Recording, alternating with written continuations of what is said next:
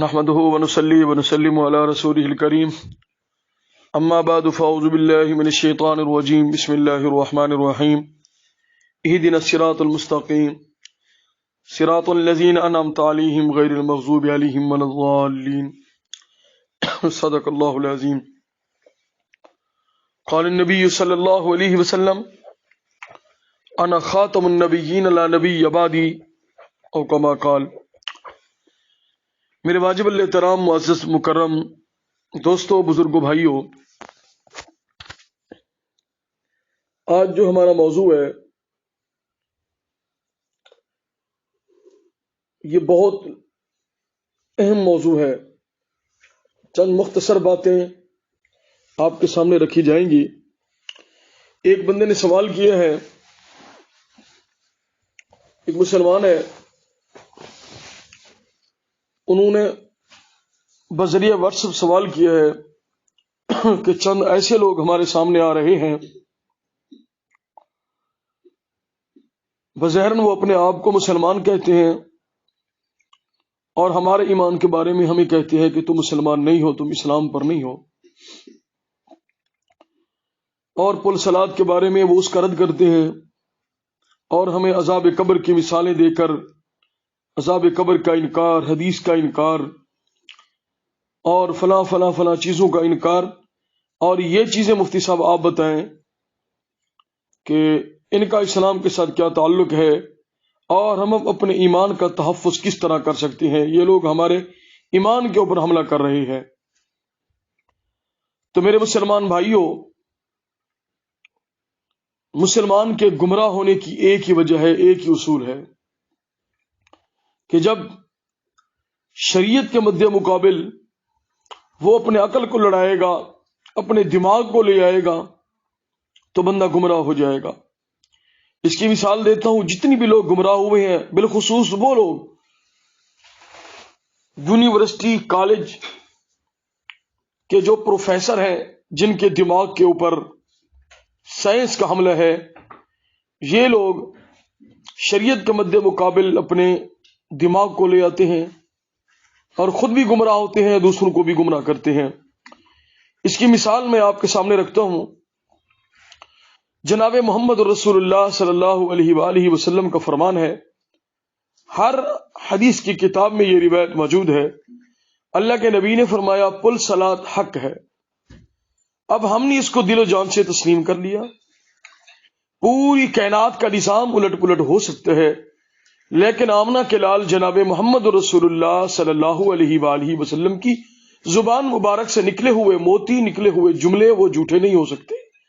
اللہ کے نبی نے فرمایا پل صلات حق ہے، بال سے باریک ہے، تلوار سے تیز ہے، اتنی لمبی مسافت کا سفر ہے اور مسلمان بجلی کی طرح پار ہو جائے گا اور گناہگار کٹ کر نیچے گڑے میں گر جائے گا. اب ہم نے اس کو تسلیم کیا، اور جن کے دماغ کے اوپر سائنس حاوی ہے انہوں نے مثالیں دینا مسلمانوں کے سامنے شروع کر دی کہ ایک سمندر کے اوپر، دریا کے اوپر پل بنائی جائے اور 2 فٹ کا اس کے اوپر پھٹا لگایا جائے، اس کے اوپر چل کر ہمیں دکھائے. جب بندہ اس کے اوپر چلے گا، دماغ چکرائے گا، وہ گر جائے گا. تو جب 2 فٹ کے اوپر انسان نہیں چل سکتا تو بال سے باریک، تلوار سے تیز پل صلات کے اوپر کیسے چلے گا؟ یہ سوال انہوں نے اٹھایا. اب ایک طرف شریعت ہے، حدیث ہے، دوسری طرف ان کی محدود عقل ہے، اور عقل کو شریعت کے سامنے ٹھہرایا اور گمراہ ہو گئے. اب ہم نے کیا کیا اور ہم نے کرنا کیا ہے؟ اللہ کے نبی کا فرمان ہے وہ پل صلات کیسے ہوگی، کیسے رب چلائے گا؟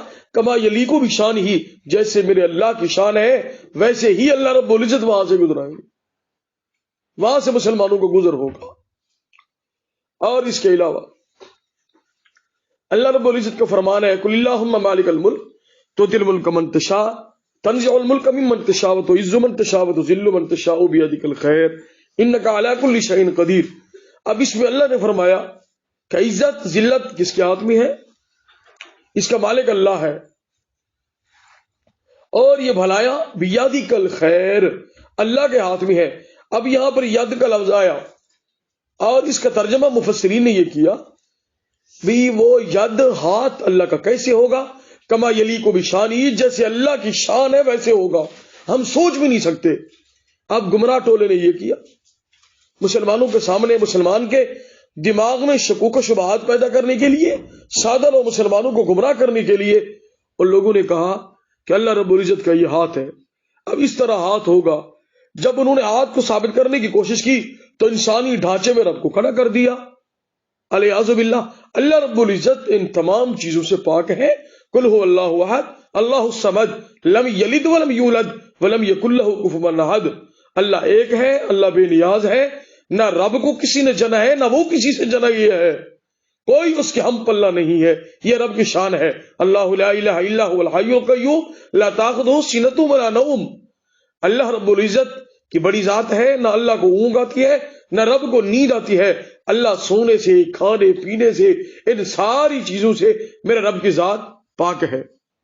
جب اللہ کی ذات پاک ہے تو انہوں نے ہاتھ کو ثابت کر کے اور انہوں نے اللہ رب العزت کی ذات پر انہوں نے بہتان باندھے اور اللہ رب العزت کی ذات کا ہی مسلمانوں کے بارے میں شکوک و شبہات پیدا کر دی ہے۔ تو یہ ہے وجوہات انسان کے گمراہ ہونے کی۔ عقل کے سامنے، شریعت کے سامنے عقل کو پیش کیا۔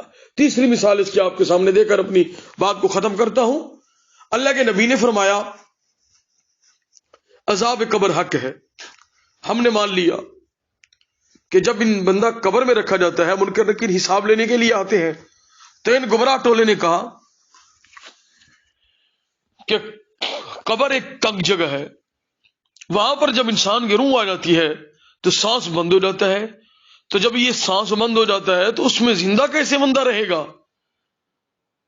اب حدیث ہے، اللہ کے نبی نے فرمایا الانبیاء حیاء فی قبورہم یصلون، انبیاء اپنی قبروں میں زندہ ہیں اور نماز ادا کرتے ہیں۔ تو اب ایک طرف حدیث ہے، شریعت ہے، اور ان گمراہ ٹولے نے، اور ان کا جو بڑا تھا، یہ مرزائیت کی قادیانیت کی ایک شک ہے، یہ پرویزی فرقہ ہے، اپنے آپ کو جماعت المسلمین کے نام سے مشہور کرتے ہیں، کیپٹن مسعودی فرقہ، اور انہوں نے گمراہ کر دیا اور انہوں نے کہا جی یہ تنگ جگہ ہے، تو یہاں پر مسلمان کا، یہاں پر بندے کا قبر کے اندر کس طرح رہنا ہوگا، یعنی عقل کو پیش کیا صاف ظاہر، اور اس زندگی کو دنیا کی زندگی پر معمول کر دیا، حالانکہ ان گمراہ لوگوں کو اس بات کا علم نہیں ہے۔ اور ایک عالم ارواح تھا جس میں ہماری روحیں تھیں، اور اس کے بعد عالم بطن ہے، ماں کا پیٹ ہے۔ اب ان سے یہ پوچھا جائے، ماں کے پیٹ میں 4 ماہ کے بعد انسان کی روح آ جاتی ہے، اب ان کو اس نظام کو پتہ ہے، 6 ماہ یہ ماں کے پیٹ میں زندہ رہا ہے، اس کو پتہ ہے کہ ماں کے پیٹ کے اندر میں بند کمرے میں رہا ہوں، پانی کے بلبلے کے اندر میں رہا ہوں، اور وہاں کا نظام کیا ہے، وہاں پر میری خوراک کیا ہے، کس طرح میں ماں کے پیٹ کے اندر میں رہ چکا ہوں، اس نظام کا کسی کو پتہ نہیں ہے، کیونکہ وہ عالم بطن ہے۔ اور اس کے بعد عالم دنیا ہے، انسان دنیا کے اندر آیا، اور دنیا کا جو عالم ہے، دنیا کے سارے جو ہے نا ترتیبات ہیں، اب اس میں رہ کر انسان اسی کو جانتا ہے، وہ بھول گیا، نہ اس کو عالم ارواح کا پتہ ہے، نہ اس کو عالم بطن کا پتہ ہے، اب عالم دنیا ہے۔ اب عالم دنیا کے بعد آگے عالم برزخ ہے، برزخ پردے کو کہتے ہیں۔ اب یہ قبر میں چلا گیا، دنیا سے چلا گیا، یہ جہان الگ ہے، ماں کا جہان الگ ہے، ارواح والا جہان الگ ہے، قبر والا الگ ہے، ایک دوسرے پر محمول نہیں کر سکتے۔ اور قبر سے نکل کر وہ عالم محشر ہے، اللہ رب العزت کے حضور ہم نے کھڑا ہونا ہے، منہا خلقناکم وفیہا نعیدکم ومنہا نخرجکم تارۃ اخری، اللہ کے حضور ہم نے کھڑا ہونا ہے۔ اب وہ جہان الگ ہے، تو اب اس جہان کو اس کے اوپر فٹ کرتے ہیں، عالم دنیا کو، یہ عالم برزخ پر، کہ دنیا میں انسان نہیں رہ سکتا تو یہاں انسان کیسے رہے گا۔ اب شریعت کے مد مقابل انہوں نے اپنی عقل کو لڑانا کوشش کی، جب عقل کو لیا ہے تو یہ گمراہ ہو گئے۔ اللہ کے بندو، حقیقی پورے طریقے سے مسلمان بن جاؤ، اللہ رب العزت کو ماننے والے بن جاؤ، اور حدیث مبارکہ کو ماننے والے بن جاؤ۔ اور جب ان گمراہ ٹولے کے سامنے حدیث رکھی جائے تو یہ لوگ کہتے ہیں نہیں جی ہمیں قرآن چاہیے، ہمیں کتاب اللہ چاہیے، کتاب اللہ، قرآن دکھاؤ قرآن۔ ان کو یہ پتہ نہیں ہے قرآن متن ہے اور تشریح اس کی حدیث ہے، اللہ کے نبی کا فرمان ہے۔ اب ہر مسئلہ قرآن میں ان سے سوال کرتا ہوں، اب قرآن میں آیا اقیم الصلاۃ، نماز قائم کرو. اور بعض قرآن کی آیاتوں سے اشارتاً مفسرین نے ثابت کیا ہے یہاں پر فلاں نماز کا ذکر ہے، مثلا نماز عشاء کا، نماز فجر کا، جس طرح حافظوا علی الصلاۃ والصلاۃ الوسطیٰ یہ ہے، اس طرح اشارے مفسرین نے کی ہے. لیکن میں ان سے یہ پوچھتا ہوں، قرآن میں کس جگہ اللہ رب العزت نے رکعتوں کا تذکرہ کیا کہ ظہر کی اتنی رکعتیں ہیں، عصر کی اتنی رکعتیں ہیں، اور فجر کی اتنی پڑھو، اور یہ سنتے ہیں؟ یہ ساری چیزیں قرآن میں مجھے دکھائے، ثابت کر کے دکھائے. یقیناً ہمیں حدیث رسول اللہ کی طرف جانا پڑے گا. یہ حدیث ثابت ہے، قرآن متن ہے اور حدیث اس کی تشریح ہے، اور ہم حدیث کا سہارا لیں گے. اللہ کے نبی کا فرمایا کہ ظہر کی اتنی رکعتیں ہیں، عصر کی اتنی ہے، اور فجر کی اتنی ہے. ہم حدیث کو مانیں گے. اب انہوں نے ہر بات جب حدیث آئی، ان کے ذہن نے مانا، ان کے ذہن کے مطابق انہوں نے اس کو تسلیم کر لیا، ان کے دماغ کے خلاف ہے تو اس حدیث کا سرے سے انکار کر دیا، صحیح حدیث کا انکار کر دیا. ان لوگوں سے پوچھو حدیث کی قسمیں پوچھو، ان سے عربی ترجمے پوچھو، عربی گرامر پوچھو. کافی لوگوں سے میرا واسطہ پڑا ہے، سوائے جہالت کے ان پروفیسروں کے یہاں اور کچھ بھی نہیں ہے. اللہ تعالی ہم سب کے ایمان کی حفاظت فرمائے. انشاءاللہ مزید اس کے اوپر اور بھی میری ویڈیو آئے گی، بیان آئے گا، ہر کلپس کے اوپر بیان. اگر کسی کو سوالات ہیں تو میرا واٹس ایپ نمبر موجود ہے، وہ مجھ سے سوالات کر سکتا ہے. اللہ تعالی ہم سب کے ایمان کی حفاظت فرمائے. جو کچھ کہا سنا اس پر عمل کی توفیق عطا فرمائے. وما علینا الا البلاغ.